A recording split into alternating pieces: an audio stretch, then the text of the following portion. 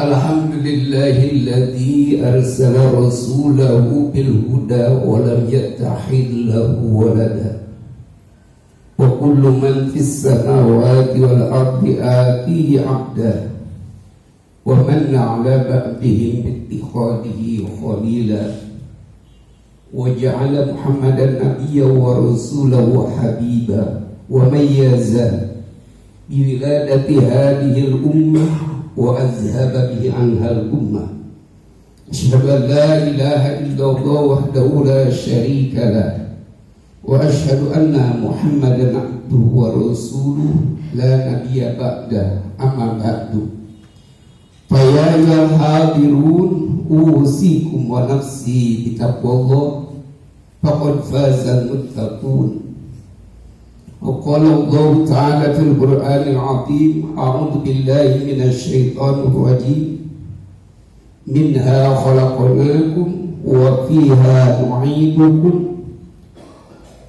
ومنها نخرجكم تارة أخرى وقال أيضا في آية أخرى يوم لا ينفع مال ولا بنون إلا من أتى الله بقلب سليم. Sadaqallah.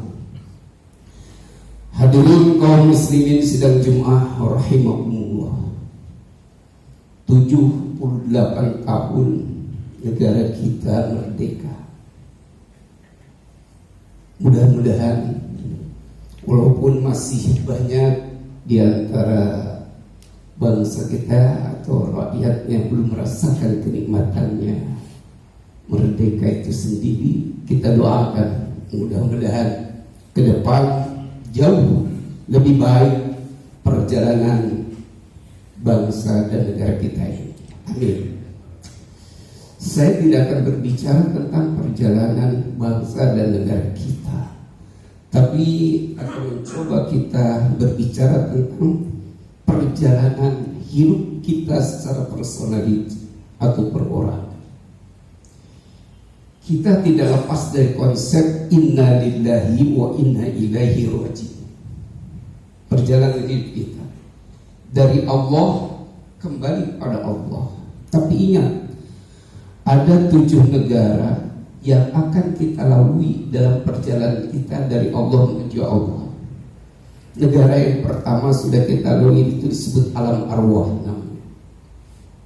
Tidak akan berbicara bagaimana alam arwah. Yang kedua, negara yang akan kita lalui itu negara yang disebut dengan alam rahim. Juga ini sudah dilewati oleh kita. Negara yang ketiga yang akan kita lalui adalah negara dunia ini, di mana kita berada. Yang keempat, negara atau juga bisa dikatakan terminal, yaitu disebut dengan alam barzah atau alam kubur. Yang terminal kelima disebut dengan alam mahsyar, dan terminal yang keenam disebut alam mizan atau alam peradilan Allah, dan yang ketujuh disebut dengan alam akhir, surga atau neraka. Kita sekarang berada di alam ketiga atau terminal ketiga. Kita dituntut untuk bekerja dan usaha menentukan bagaimana selamat atau tidaknya di terminal-terminal berikutnya. Tergantung kita di dunia ini. Untuk itulah Allah mengingatkan kepada kita seperti di dalam kalimat tadi, ayat Asy-Syu'ara 88-89. Yauma la yanfa'u malun wa la banun illa man atallaha biqalbin salim. Ingatlah dengan suatu hari di mana hari itu harta kekayaan yang melimpah ruah, jabatan yang tinggi, kedudukan yang empuk, dan anak-anak yang kita banggakan sebagai keturunan tidak lagi bermanfaat pada hari itu. Yang bermanfaat pada hari itu man atallaha biqalbin salim, orang yang memenuhi panggilan Allah dengan membawa hati yang bersih dari kotoran dunia ini. Pertanyaannya, hari apa itu? Itulah hari kematian. Di mana hari kematian itu harta kekayaan kita yang banyak ditinggal, jabatan yang tinggi ditinggal, semua keturunan walaupun sukses tetap akan ditinggal. Maka sebab itu Nabi mengingatkan juga kepada umatnya. Ini riwayat atau yang diterangkan oleh Sayyidina Ali, aksiru dzikra hadhil ladat. Perbanyaklah kalian mengingat sesuatu yang akan memutuskan kelezatan dunia. Kita harus memperbanyak mengingat sesuatu yang akan memutuskan kelezatan dunia. Itulah kematian. Sadar atau tidak sadar, yang pasti di dunia ini mati. Dan setiap yang bernyawa termasuk kita di dalamnya akan merasakan mati. Oleh sebab itu pertanyaannya, apa itu kematian?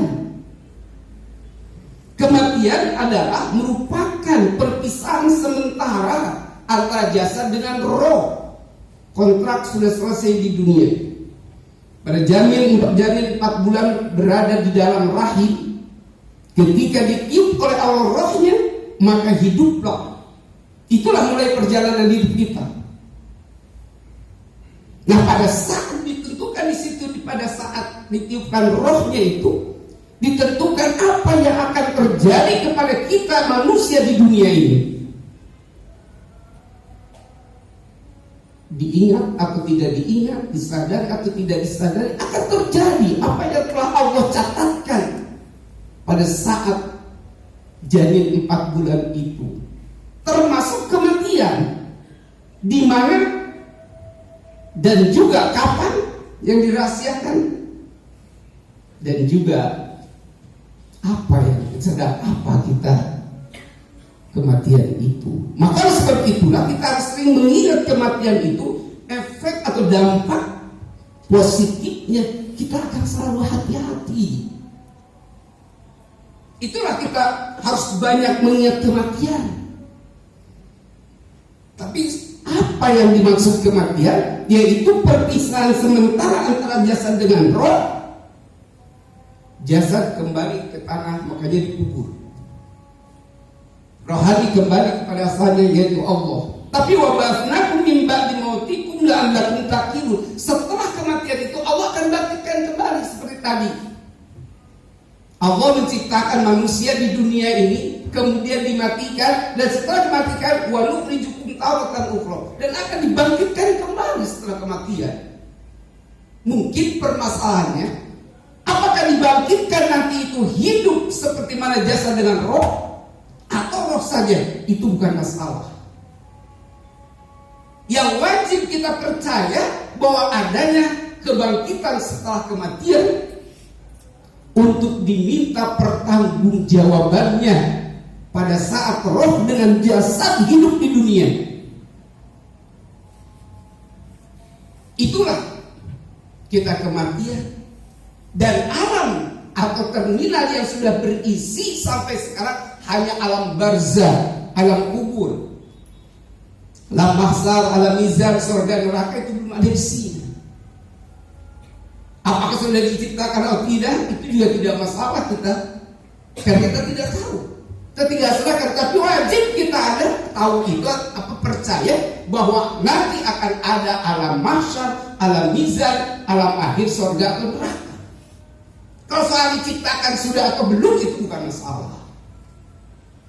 Nah, disitulah ketika berada di alam barzah, di alam transisi, ini akan menjadikan permasalahan yang sangat berat karena alam berbeda. Makanya alam barzah itu disebut akhir daripada alam dunia atau hari dunia, dan awal daripada hari akhirat. Nah, pada masa transisi ini, kalau kita tidak membawa bekal, ini akan menjadi masalah yang sangat berat. Makanya Abu Bakar As-Siddiq dia mengatakan, "Man dakhalal kubra bila zalin ay min amalin shalihin faka'annama raqabal bahra bila sakinah. Mal mayyit fi qabrihi illa kalbariil mutaghabbus." Jadi barang siapa yang meninggalkan dunia ini masuk ke alam kubur tanpa membawa bekal, yang dimaksud dengan amal yang soleh itu ketakwaan, maka seolah-olah dia berlayar di samudra atau di lautan yang luas curam dalam badai besar. Apa yang akan terjadi kalau kita berlayar tanpa memakai alat sedikit pun? Yang terjadi adalah tenggelam. Kalau tenggelamnya di dunia itu sampai kita kematian. Siapa yang mungkin kita kuat tenggelam 5 menit saja atau 10 menit, 2 menit saja tahan napas kita, bayangkan. Itu di dunia dibatasi dengan kematian. Tapi di alam barzakh, ketika kita tenggelam, berapa lamanya? Ada Imam Al-Baiquni dari Mesir, karena dia sebagai antropolog, diperkirakan dunia ini akan terjadi kiamat 5 miliar tahun lagi. Coba kalau itu benar prediksi daripada ulama itu, berarti kita selama di alam barzakh yang tidak membawa bekal itu 5 miliar tahun kita dalam keadaan tenggelam. Itu yang diistilahkan Allah dalam Al-Quran, la yamutu fiha wa la yahya. Hidup enggak, mati enggak. Ini kan tidak mungkin hidup enggak, mati enggak. Tapi ini gambaran. Hidup dalam penderitaan, mati tidak mungkin terjadi. Ini menunjukkan adalah dahsyatnya siksaan alam kubur.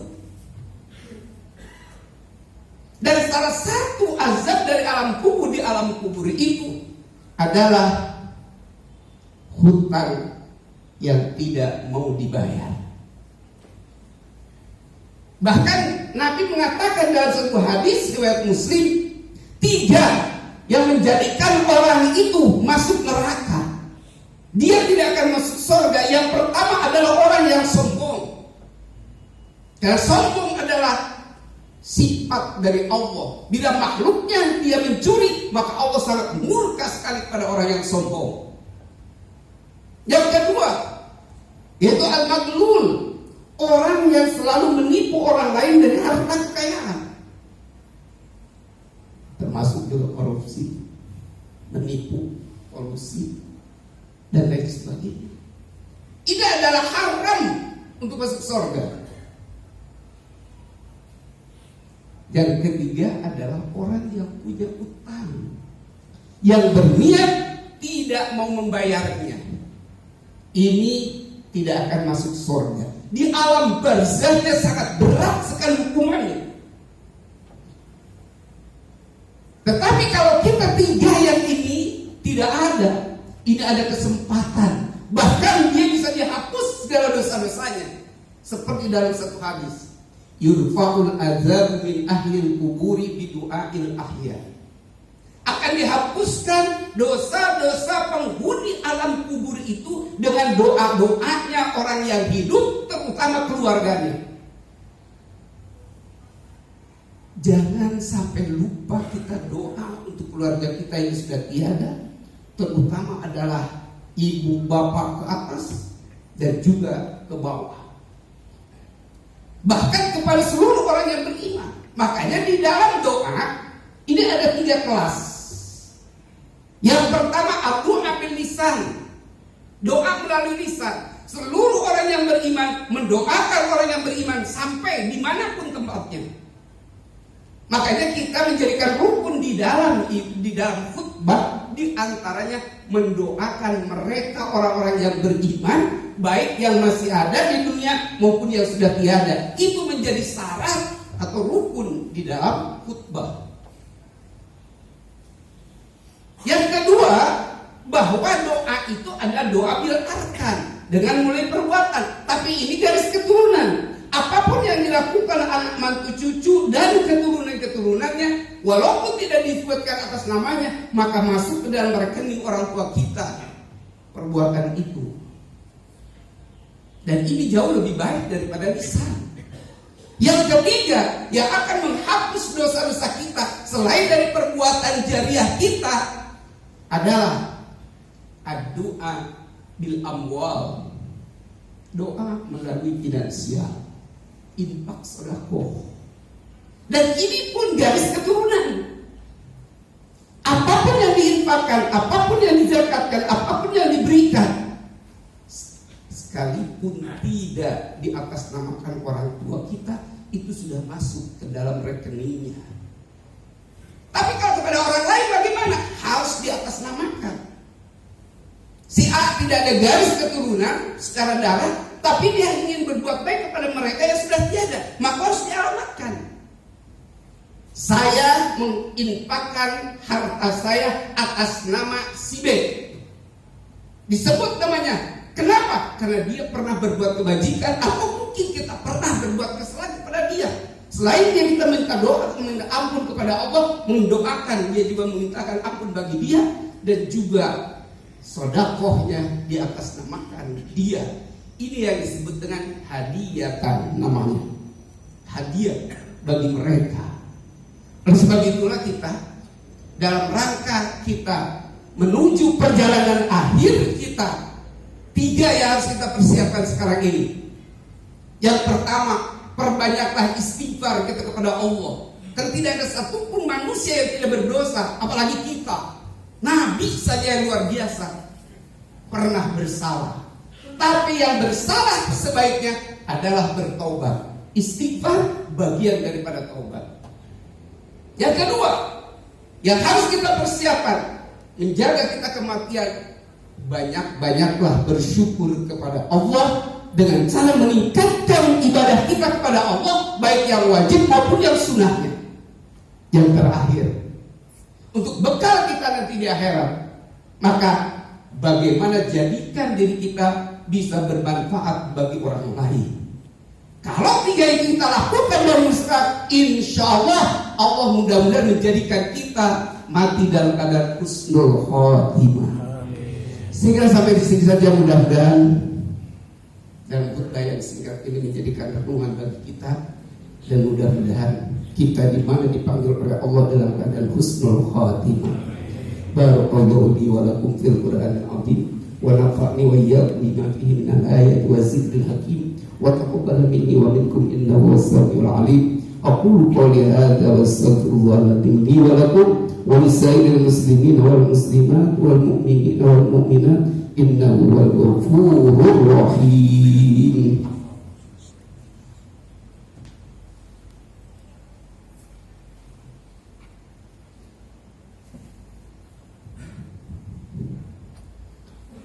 Innal hamdalillah nahmaduhu wa nasta'inuhu wa nastaghfiruh wa na'udzu billahi min shururi anfusina wa min sayyiati a'malina. Man yahdihillahu fala mudilla lahu wa man yudlilhu fala hadiya lahu.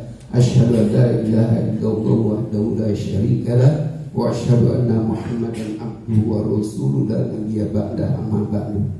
Fa ya ayyuhan nas ittaqullaha haqqa tuqatih wa la tamutunna illa wa antum muslimun. Wa'lamu anna Allah subhanahu wa ta'ala amarakum bi amrin bada'a fihi bi nafsihi wasanna bi malaikatil musabbihat bi qudsi wa qala ta'ala wa lam yazal qailan 'alima inna Allaha wa malaikatahu yusalluna 'alan nabi ya ayyuhalladzina amanu sallu 'alaihi wa sallimu taslima. Allahumma shalli wa sallim ala hadzal nabiyil karim wa ala alihi wa ashabihi wa azwajihi wa dhurriyyatihi wa ahli baiti ajma'in wa ardallahu mawla khairil rasyidin Abi Bakar wa Umar wa Utsman wa Ali wa ila baqiyatis sahabati wat tabi'in lahum bi ihsanin ila yaumiddin wa alaina ma'hum bi rahmatika ya arhamar rahimin. Allahumma ighfir lil mu'minina wal mu'minat wal muslimina wal muslimat al-ahya'i minhum wal amwat innaka sami'un qaribun mujibud da'wah wa ya qadiyal hajat. Allahumma la tada' lana dhanban illa ghafarta wa la hamman illa farajta wa la daynan illa qadaita wa la hajatan min hawaijid dunya wal akhirati illa qadaitaha wa yassartaha. Rabbana atina fid dunya hasanah wa fil akhirati hasanah wa qina adzabannar. Ibadallah, innallaha ya'muru bil 'adli wal ihsani wa ita'i dzil qurba wa yanha 'anil fahsya'i wal munkari wal baghi ya'idukum la'allakum tadhakkarun. Fadhkurullaha yazkurukum washkuru ala ni'amihi yazidkum wa la dzikrullahi akbar. Aqimus shalah.